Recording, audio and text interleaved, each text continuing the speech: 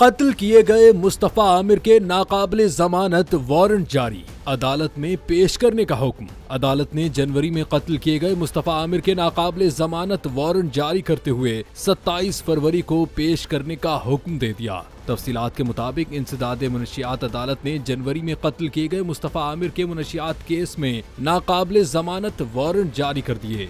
अदालत ने मुस्तफा को 27 फरवरी को पेश करने का हुक्म दे दिया। मुस्तफा के खिलाफ 2024 में कोरंगी में मुकदमा दर्ज हुआ था। ANF ने बताया कि मकतूल मुस्तफा आमिर ने कुरियर से मुनशियात भिजवाने की कोशिश की थी और कंपनी में नाम तैमूर लिखवा रखा था। तफ्तीशी अफसर इंसदाद मुनशियात अदालत को मुस्तफा के कत्ल से मुतालिक आगाह करेंगे। ख्याल रहे कि कराची के इलाके डिफेंस से अगवा के बाद कत्ल किए जाने वाले मुस्तफा की लाश की DNA से तस्दीक के बाद डिफेंस फेज 6 की मस्जिद में नमाज जनाजा अदा की गई। नौजवान की नमाज जनाजा में अहले खाना समेत लोगों की बड़ी तादाद शरीक थी, जिसके बाद उन्हें DHA फेज 8 कब्रिस्तान में सुपुर्दे खाक किया गया।